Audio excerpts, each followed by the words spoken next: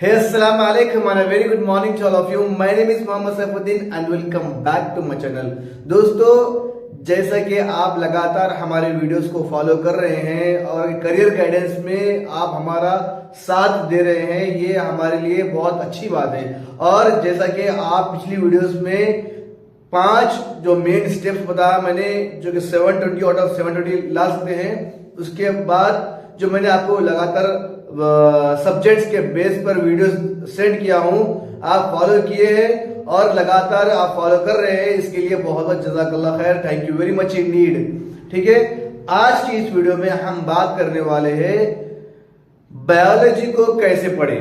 ठीक है, career guidance में आपको मैं ये गाइड करूंगा और मैं जरूरी समझता हूं ये गाइड करने का कि ये बायोलॉजी के अंदर कौन से 5 स्टेप है जो कि अगर हम फोकस करेंगे तो इसके अंदर हमको 360 आउट ऑफ 360 आ सकते हैं। आज की इस टॉपिक पे हम बात करने वाले हैं। मैं रिक्वेस्ट करता हूं कि ये एंड तक वीडियो को जरूर देखें, आपको बहुत इसके अंदर आपको नॉलेज गेन होगा। ठीक है, आइए सबसे पहले हम बात करते हैं स्टेप 1 में, how to learn biology. Biology को कैसे पढ़े, कैसे उसको टर्म्स में डिवाइड करें या फिर कौन से स्टेप्स को हम फॉलो करें, आज की हम वीडियो में हम देखने वाले हैं। बात करते हैं स्टेप फर्स्ट से। ठीक है, अब जैसा कि आपको मालूम है, फर्स्ट लर्निंग क्या है, लेक्चरर्स। आप अगर इंटरमीडिएट फर्स्ट ईयर में हैं, इंटरमीडिएट फर्स्ट ईयर में अगर आपका बेटा या फिर बेटी या फिर आप फर्स्ट ईयर में हैं, तो आपको 51% सिलेबस नीट कवर करता है। नीट के पेपर में 51% का सिलेबस बायोलॉजी में कवर होता है।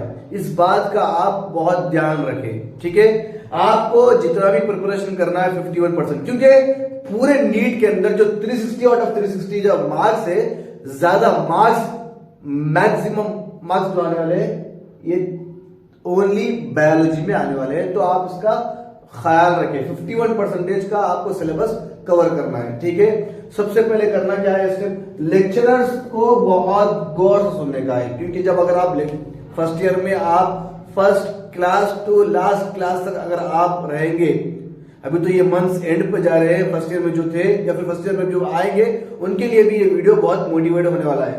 तो लेक्चरर का खास तौर पर हम फोकस करना चाहिए।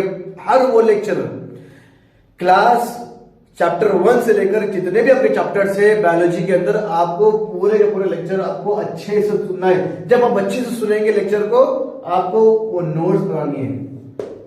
जितने भी आप लेक्चरर सुन रहे हो, आपको एक मैंने पिछली वीडियोस में भी बताया हूं, नोट्स को फॉलो करना है, जरूर फॉलो करना है। ठीक है, जितने भी लेक्चरर आप सुन रहे हैं वो नोट्स को फॉलो करें। एक नोटबुक, जैसे सेपरेट नोट बनाइए, बुक बनाइए सेपरेट नीट के वास्ते। ठीक है, ये फर्स्ट मेन थिंग आपको ये काम करना है, आपको लेक्चरर सुनना है और नोट्स उसकी बनानी है। ठीक है, फर्स्ट पॉइंट। सेकंड पॉइंट है डीप लर्निंग। डीप लर्निंग का क्या मतलब है? डीप लर्निंग का मतलब ये है कि आपको जो बुक मिलती है एनसीईआरटी, वो आपको जो जो प्रीवियस ईयर क्वेश्चन है उसको ज्यादातर फुल रिहर्सल करना है उसकी, क्योंकि जब आप डीप लर्निंग करेंगे और ज्यादा पूरा एनसीईआरटी, ज्यादा से ज्यादा एनसीईआरटी से आपको क्वेश्चंस आएंगे और वहां से ही आपको लगातार 99.9% पूरा एनसीईआरटी से ही रहेगा। तो आप पूरे सारे क्वेश्चंस फॉलो करिए। अब आपके मन में सवाल आ रहा होगा कि फर्स्ट ईयर में हमने मेहनत नहीं की उतनी, अब सेकंड ईयर में कैसा करें? तो आपको टाइम मिनिमम निकालकर आपको ये कवर करना पड़ेगा। जैसा कि अब तकरीबन 7-8 मंथ्स गुजर गए अपना फर्स्ट ईयर स्टार्ट होके, तो उसको आप कवर करना पड़ेगा। ठीक है, क्योंकि अभी सेकंड ईयर के बाद आपको नीट आने वाला है। ये दिक्कत किसको होगी? जो फर्स्ट ईयर में फोकस नहीं करे सही से, उनको दिक्कत आएगी।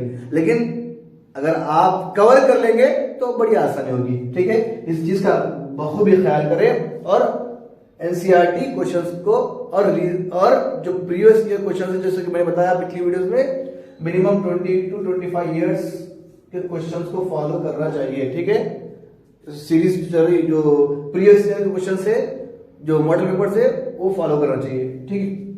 ठीक है, ये स्टेप 2 है। मैं उम्मीद करता हूं कि स्टेप टू आसानी से समझ में आया होगा। तो अब स्टेप 3 है जो कि रिवीजन। हमको रिवीजन करना है। रिवीजन कैसे करना है? बहुत सारे लोग बताते नहीं है, लेक्चरर और मेंटोर या फिर आपके जो फैकल्टी मेंबर्स है, बहुत सारे लोग कम बताते हैं, बहुत सारे लोग नहीं बताते हैं, और बात जनों को समझ में नहीं आता है। रिवीजन कैसा करना है देखिए। शॉर्ट नोट, सबसे पहले शॉर्ट नोट कर ले। जैसे कि मैंने बताया, जितने भी आप लेक्चर सुन रहे हैं, शॉर्ट नोट बना दे। रिवाइज करने के लिए, रिवीजन करने के लिए, प्रिपरेशन करने के लिए, अपने आप को रिकॉल करने के लिए पूरा डाटा हमको ये शॉर्ट नोट्स बनाना पड़ेगा। ठीक है, हर वो जो प्रैक्टिस कर रहे हैं उसकी शॉर्ट नोट बनाइए। ठीक है, और एनसीईआरटी को हाईलाइट करने के लिए, यानी जो भी आप रिसेंटली पढ़े हैं उसको एक नोटबुक में लिखिए, ताकि जब भी आप रिकॉल करेंगे, जब भी आप रिवीजन करेंगे, वो आपको याद रह सके, हाँ कि मैंने लास्ट वीक में मैंने ये प्रैक्टिस किया था, करके आपको आसानी हो जाएगी। ठीक है, और चैप्टर वाइज टेस्ट, ये बहुत इंपॉर्टेंट है। चैप्टर वाइज टेस्ट आप प्रैक्टिस करिए। अब ऐसा नहीं कि किसी बेस पर डिपेंड हो रहे हैं कि भाई अभी हम परसों टेस्ट लिखेंगे, कल का टेस्ट लिखेंगे, ऐसा मत डिपेंड रहिए। ठीक है, चैप्टर वाइज टेस्ट। आज एक चैप्टर आपने पढ़ा है, आज आप टेस्ट लिखिए, आज टेस्ट करिए उसको, आप डिपेंड मत रहिए। ठीक है, चैप्टर वाइज टेस्ट का प्रैक्टिस करना बहुत जरूरी है। ठीक है, practice only chapters that are weak. जैसे कि आप बहुत सारे चैप्टर्स है बायोलॉजी के अंदर, जैसे कि आपको पता है। ठीक है, फर्स्ट ईयर में बहुत सारे चैप्टर्स है, वो चैप्टर्स में जो वीक चैप्टर्स आपको लग रहे हैं कि ये वीक है, तो आप उसको अलग कर दीजिए।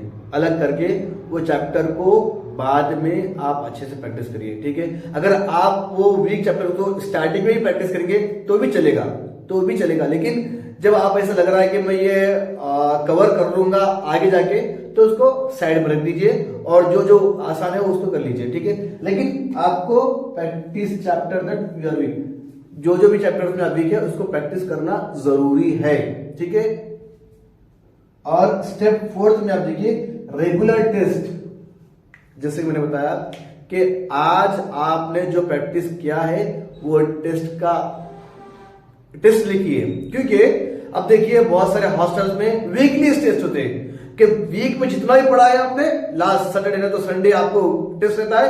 अब उसमें पता चलता है कि भाई हाँ ये सब्जेक्ट्स में हमने टेस्ट लिखा है और इसमें मैं वीक हूं। ठीक है, तो वो वीकनेस को दूर करने के लिए ये आप रेगुलर टेस्ट को फॉलो करिए। Minimum per day 20 to 25 test को आप फॉलो करिए, लिखिए, प्रैक्टिस करिए। 20 से 25 minimum 20 to 25 you have to get practice yourself. आप प्रैक्टिस करना ही है। ठीक है, ये तो बात नहीं स्टेप की। ठीक है, 4 से don't depend on weekly test. जैसे कि बताया मैंने, वीकली टेस्ट पर आप डिपेंड मत रहिए। ठीक है, डिपेंड वीकली टेस्ट पर बिल्कुल भी नहीं रहिए। ठीक है, और ये टेस्ट स्टेप 5 में आता है test analysis work on topics, on weak topics. जैसा कि मैंने इस पहले ही बताया आपको, टेस्ट एनालिसिस करिए। कैसे करिए? बहुत सारे वर्क 1%, ओनली 1% लोग इसका इस्तेमाल करते हैं। आप टेस्ट देकर आ गए हैं, आपका रिजल्ट आया है वीकली का या फिर पर डे का, उसको टेस्ट को एनालिसिस नहीं करते आप कि मैं कहां पर मिस्टेक कर रहा हूं, कहां पर मिस्टेक कर रही हूं। इस चीज का आप एनालिसिस नहीं करते। इस चीज का एनालाइज करिए आप, ताकि आपको पता चले कि कितना मिस्टेक आप कर रहे हैं और कितना आसानी से उसको आप सॉल्व कर सकते हैं। इस चीज का आपको ख्याल रखना है। ठीक है, टेस्ट एनालिसिस ऐसा है कि हर वो सब्जेक्ट में आपको करना है, लेकिन मैं बायोलॉजी की आप बात कर रहा हूं तो बायोलॉजी में बहुत जरूरी है। क्यों? जैसे कि आपको मालूम कट ऑफ तो होने ही वाला है, तो लेकिन इस चीज का अगर ख्याल करेंगे तो कट ऑफ नहीं होगा। लेकिन अगर आप स्पेशली बायोलॉजी में स्कोरिंग ज्यादा करने के लिए, स्कोरिंग ज्यादा ही है इसमें, स्कोरिंग ज्यादा आने के लिए अगर आप टेस्ट एनालिसिस करते हैं तो मैं गारंटी देता हूं कि आपको 360 में से 360 आने से कोई नहीं हो सकता, क्योंकि आपकी हार्डवर्क, आपकी मेहनत जब आप लगाएंगे अपनी पूरी एडिट जोड़ी का जोर लगाएंगे तो आपको बिल्कुल आपको वो मार्क्स आएंगे ही आएंगे। तो ये 5 स्टेप का बखूबी आप ख्याल रखें, आप इस चीज का बहुत ख्याल रखें। 5 स्टेप बायोलॉजी में हम कैसे पढ़ सकते हैं, कैसे हम स्टेप बाय स्टेप उसको फॉलो कर सकते हैं। मैं उम्मीद करता हूं कि ये वीडियो पसंद आया होगा। अगर आपको ऐसे वीडियो चाहिए तो आप हमारे चैनल को खास तौर पर सब्सक्राइब करें और दूसरों को भी शेयर करिए जो नीट का एग्जाम, नीट की प्रिपरेशन कर रहे हैं। ठीक है, मिलते हैं अगली वीडियो में, तब तक के लिए stay blessed, stay happy and have a wonderful day.